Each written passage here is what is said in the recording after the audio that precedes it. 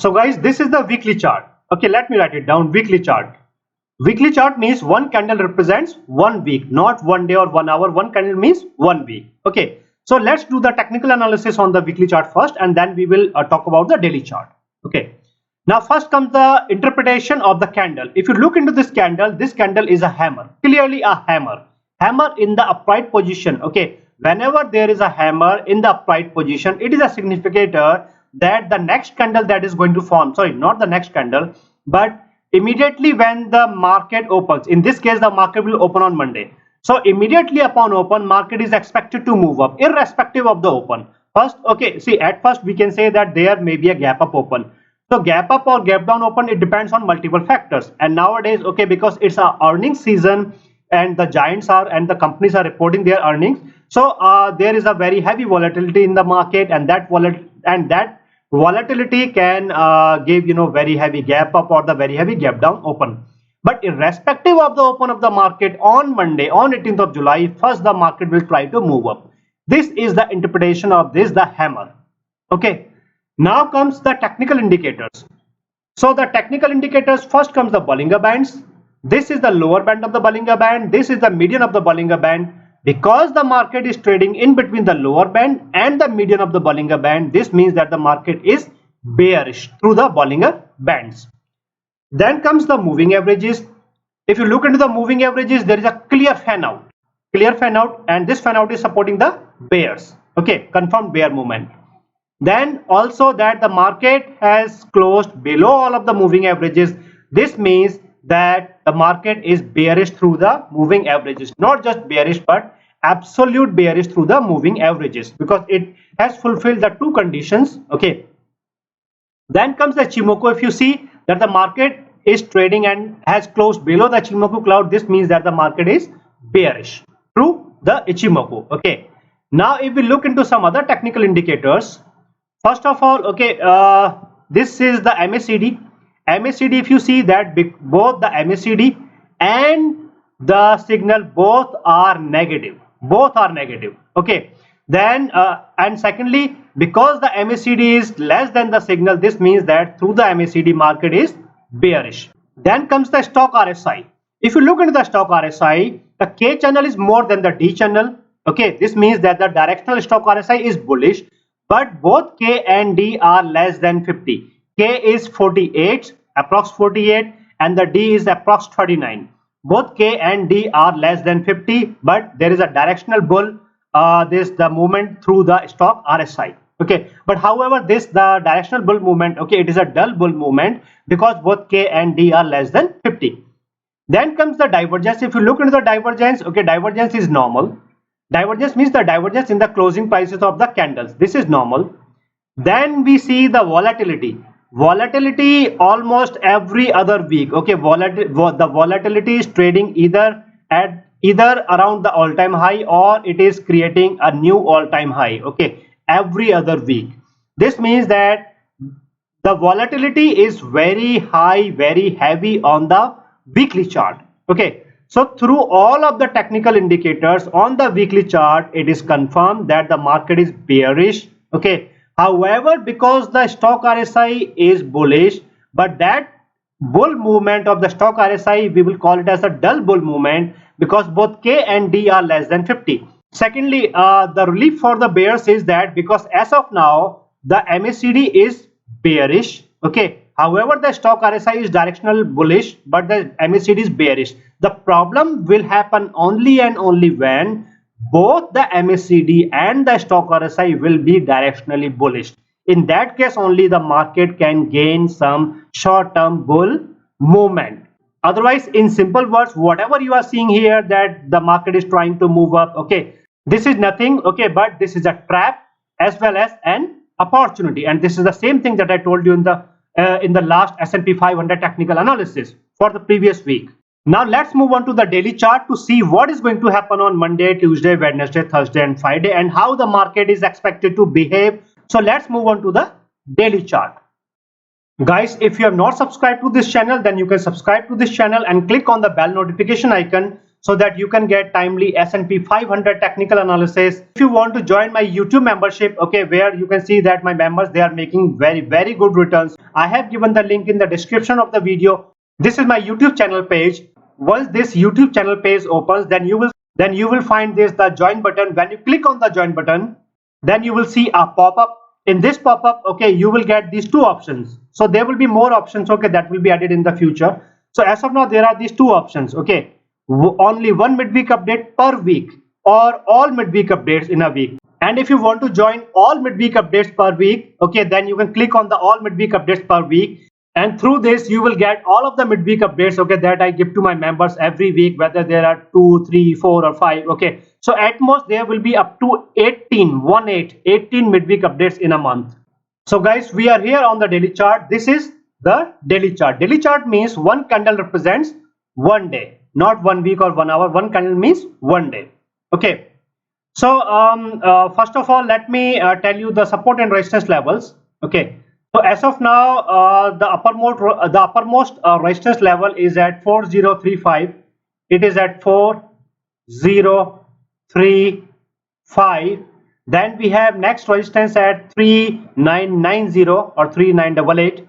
Then we have next resistance at 3937 or 3935. Then we have an immediate resistance at 3884. Okay, 3884. This is the immediate resistance for the market. Now comes the support. If you look into this number, okay, this is 3840. The 3840 will act as very good support for the market whenever the market comes down. Okay. Thereafter, the next support comes at 3791.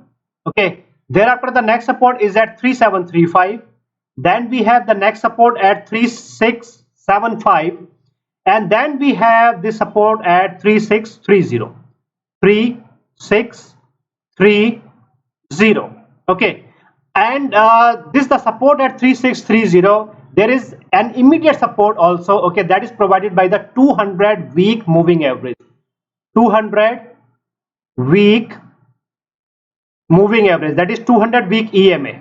Okay, 200 week EMA. It is just above the 3630. And 200 week EMA, okay, when the market was coming down on 16th of June and on 17th of June, it was the 200 week EMA that provided some very good support to the market. And after hitting the 200 week EMA, there was a retrace in the market. Okay, so we have this the 200 week EMA just above the 3630, and 3630 will be considered as a good support. One more thing, okay, this is what I mentioned in my previous SP 500 technical analysis, and also to my group members, okay, many times through the midweek updates, that whenever the market comes down, okay, this time the 200 week EMA will not be able to hold the market. Rather, the market will come down. It will breach the 200 week EMA. Yes, you can see. So you can see a momentarily, okay, a hold on the 200 week EMA. Momentarily means 5 minutes, 10, 15 minutes, 1 hour, 2 hours, means that kind of hold you can expect. But as such, the 200 week EMA will not be able to hold, will not be able to provide any such support to the market, means any heavy support to the market. Okay. Now let's first do the technical analysis on the daily chart, okay, and then we will deduce the probable movement of the market, like how the market is going to behave on Monday, that is 18th of July 2022, on Tuesday 19th of July 2022, and etc. to Friday. Okay, so Friday will be the 22nd of July 2022. So guys, now let's do the technical analysis on the daily chart. First come the Bollinger Bands. If you see, this is the upper band of the Bollinger Band. This is the median of the Bollinger Band. Because the market has closed in between the upper band and the median of the Bollinger Band, this means that the market is bullish through the Bollinger Bands. Then comes the moving averages. If you see the moving averages, there is a clear fan out in the moving averages supporting the bear trend, not the bull trend, but the bear trend. Secondly, the most important thing is that because the market has closed in between the moving averages, this means that the market is in the conflicted zone, okay, and as of now we will say that the moving averages are acting as neutral, okay, because the market has closed in between the moving averages. This is the conflict zone, or this is the, so we call it as the conflicted zone. And it is always advised that whenever the market is trading in between the moving averages, or is closing or has closed in between the moving averages, then you must not trade, because you do not know whether the market will move up this way or the market will come down. So you never know what is going to happen next, okay, particularly in this kind of situation. Then comes the Ichimoku cloud. If you see that the market is trading below the Ichimoku cloud, this means that the market is bearish through the Ichimoku cloud. The market is bullish through the Bollinger Bands, market is neutral through the moving averages, and market is bearish through the Ichimoku cloud. Now comes some other technical indicators. So if you see the MACD is still bullish because the MACD is more than the signal. Yesterday, if there would have been a bear candle, then definitely we were expecting a crossover in the MACD. But as of now, okay, it did not happen. Rather, the market, it moved up. Okay, so it was expected that first there will be a gap up open. Immediately after gap up open, the market will move up. And this is what I told my members one day in advance. Okay, on 14th of July, on this day only. Anyways, so as of now, the MACD is more than the signal. It is directionally bullish. However, because the MACD and the signal both are negative, this means that on the broader scale, on the broader chart, the MACD is still bearish. But as of now, we will say that the MACD is directionally bullish. Okay. Other than that, another interesting thing, it comes in the stock RSI. If you see that the stock RSI that was bearish, okay, on 14th of July, clearly bearish. Now it has changed again its sign, okay, from bear to bull. So the directional stock RSI is bullish because the K channel is just more than the D channel. So K channel is 36.72 and the D channel is 35.99. So you can say K channel is 37 and the D channel is 36. As simple as that. So it is marginally more than, so the K is marginally more than the D channel. However, because both K and D are less than 50, okay, so again, this the directional bull movement, it will be considered as the dull bull movement. Okay, now comes the divergence indicator. If you see that the divergence is normal, divergence in the closing prices of the candles, it is normal. Okay, then comes the volatility. Volatility has come down, okay, from the previous week. Previous week it was in 80s, now it is only 79. But again, this is still very high. Okay, means the all-time high it was 105 and now the volatility is 79.37, means now the volatility is almost 8080. This means that market is still very heavy volatile. Okay, so now what this means in, so we have seen that all of that, these are technical indicators, some are bullish, some are bearish. So what it means, Bollinger Bands are bullish, moving averages are neutral, and the Ichimoku cloud is bearish, MACD is bullish, stock RSI is bullish, but it is but there is a dull bull movement in the stock RSI. Okay, so we can see that there are three bull indicators, okay, one neutral and one bear indicator. This means that yes, there is a short-term bull movement, or there is some bull momentum in the market, but this bull momentum, okay, it is a dull bull momentum. This means I'm not saying that the market will move up heavily. Okay, rather because of this the dull bull momentum, what can happen is that market may try to move up a bit, okay, just a bit more, that's it. But eventually, because the market is overall bearish, okay, on the broader scale, on the bigger chart, this means that eventually market has to come down. Now we will see what are the conditions that will favor this the bearish trend in the market, and what are the conditions that will favor the bull trend in the market. So we are going to deduce like what is going to happen in the what is going to happen through this the S&P 500 technical analysis, okay, in the S&P 500 index on Monday, Tuesday, Wednesday, Thursday and Friday. Okay, so we will begin with the Monday, that is 18th of July 2022. So guys, first we need to look into the candle itself. If you see, this is a bull candle, very heavy bull candle. Okay, although it is a small candle, okay, but it's a heavy bull candle because the open was the low, okay, and the closing was almost the high, but it is not high, but it is almost the high. Okay, what it means is the same thing that we have seen on the weekly chart. This means that we can expect, okay, an immediate upward movement in the market on Monday, that is 18th of July 2022. Okay, so in the S&P 500 index on 18th of July 2022 on Monday, we can expect an immediate upward movement in the market. Okay, so I'm not saying that there will be a gap up open in the market. Generally it happens, okay, when the market is heavily bullish, but I'm saying that irrespective of the open of the market, on 18th of July 2022 on Monday, the market, the SP 500, okay, it will move up. Okay, now the question is that when it try to move up, okay, what will happen to this, the upward movement? Immediately when it try to move up, okay, it will find a resistance here. This is the resistance at 3870. Okay, this is at 3870. 3870 is the immediate resistance. Okay, immediately after 3870, then comes the next resistance at 3884. Okay, so we have 3884. Okay, now after 3884, then comes the next resistance at 3898.51. So you can say for 3900. Okay, in short you can say 3900. Okay, so we are talking about this, the upward movement. So when there will be an upward movement, okay, so these are the following resistances that are going to restrict this, the upward movement, or this the upward movement, it will find these resistances. Okay, means the difficulties when it try to move up. After 3900, then we have our 3937 or 3935.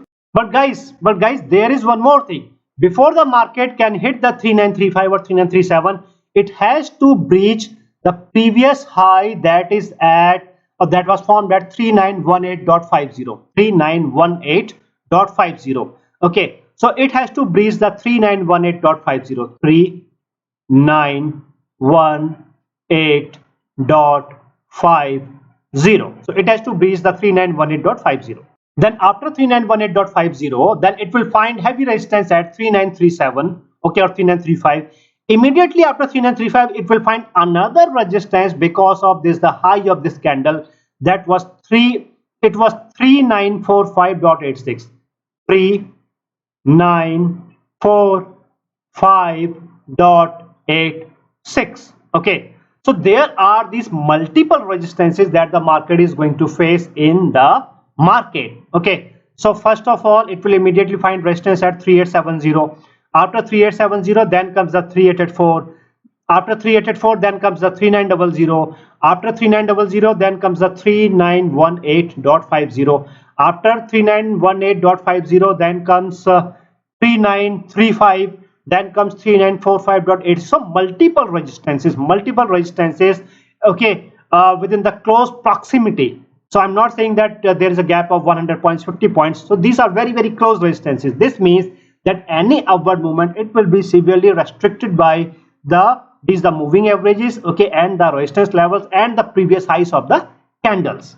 Now the question is that when can we expect a bull movement in the market? The bull movement will come only and only when the market breaches this level. This is 3945.86. So when the market breaches this, the previous high, see, first the previous high, okay, it is at 398, sorry, first the previous high, it is at 3918.50. Once it breaches 3918.50, then the market will be hopeful. Okay, I repeat, then the market will be hopeful that market is now going to hit the 3945.86. okay, once the market breaches 3945.86, then only it can further move up. Okay, so you can see this is the chart of United States inflation rate. Okay, US inflation rate. So this chart has not been updated, okay, from the back end. So earlier the inflation was 8.60. Now if you have heard of the inflation has moved to 9.10. Inflation has further moved up. Now what will be the impact of this inflation? So earlier, let's say you were paying like $5, okay, for this fuel prices. Okay, now you are going to pay $5.5, okay, or maybe $5.25, or maybe $6. Okay, this is something that you are going to see in your real life. But how it is going to impact the economy and the stock market? Because after 25 years, okay, the Federal Reserve has raised the interest rates by 75 bps. 75 bps. Okay, this was after 25 years. Now because the inflation has further moved up, it will force the Federal Reserve to raise the interest rates not by 75 bps but 100 bps. Okay, and no power in the world can help the market to move up. This is impossible. This is not impossible. This is next to impossible, because whenever there will be 100 bps interest rates, the bank's earnings will collapse. When the bank's earnings will collapse, okay, the economy will slow down. Everything will slow down. And as I've told you in the month of January 2022 itself, that the S&P 500, okay, through the S&P 500, the economy is moving into the recession. We are going to enter into the recession, okay, and now we are officially in the recession. When the Federal Reserve increases the rates by 100 bps, or if not 100, then even by 75 bps, no power in the world can save the stock market. Okay, not just the US stock market, but the global stock markets. Okay, all of the stock markets will come down heavily, particularly the S&P 500. So S&P 500 will come down to this time, okay, it is expected to hit 3,500 or 3,400. And again, if you think that this cannot be the reason, okay, now let me give you one more reason. Okay, so that reason is the bond yield.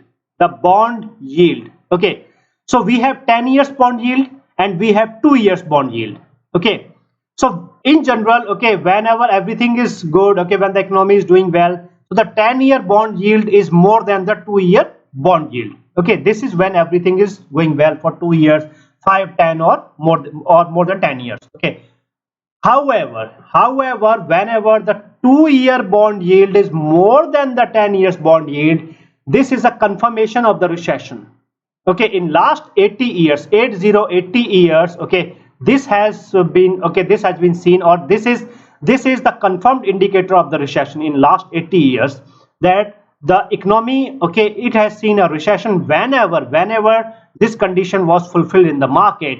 As of now, 2-year bond yield is more than the 10-year bond yield, and it is consistent. It is not coming down. Okay, everyone has accepted the fate of the market, that the market, or not just the market, but the economy is moving into the recession.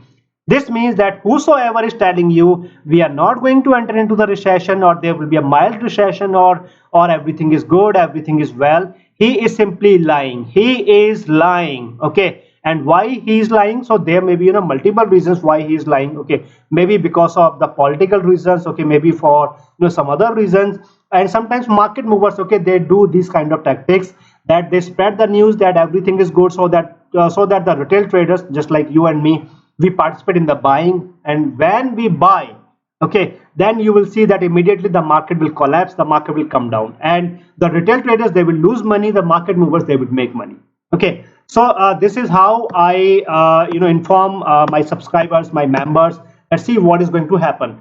So again, okay, because I keep my members updated, okay, almost every day, that what is happening in the economy, what is happening, okay, in the market. And so if you have not joined the YouTube membership yet, so you can join the YouTube membership. Okay, the link is there in the description of this video and also in the comment section. So guys, I was telling you that the upward movement, whatever you are seeing, okay, I am not going to accept the upward movement, and I've given you the reasons. Okay, and what I'm expecting is, yes, so I'm expecting that a little bit of upward movement, that is expected. Okay, so that is normal, that is the normal behavior of the market.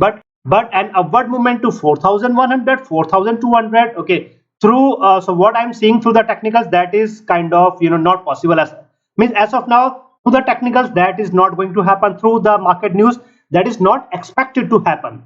Now let's talk about the bear movement. Okay, so this was about the upward movement. Now what's about the bear movement? Okay, see, so initially what you need to do, you need to wait for the market to give you a bear candle.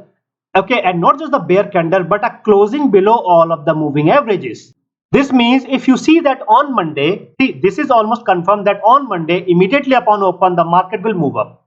But I'm not saying that there will be a bull candle in the market, or the market will move up and move up and move up. No, I am simply saying immediately upon open, okay, the market will move up. Maybe for 5 minutes, maybe 15 minutes, maybe 1 hour, maybe 4 hours, maybe intraday. Okay, that's it. So now when the market moves up, and when it finds there's the very heavy resistance in the market, okay, and when the market comes down, okay, so initially maybe like for 1 hour there was an upward movement, but now the market is coming down. Whenever the market comes down and it breaches all of these the moving averages, okay, means first it has to come down or it has to come below 3840. Okay, number one, 3840. Other than that, it has to breach this, the moving average, or you can say that it has to breach this, the open of this, the previous candle, and the open of this candle was 3818. So in simple words, we can say that when the market closes below 3818, or when the market comes around 3818, that is the time when we can say yes, now the market has now the market has come below all of the moving averages. It is not in the conflicted zone. It has also come below the 3840, the support. This means now the market is going to come down. Now whenever the market comes down, do not forget about the 3791.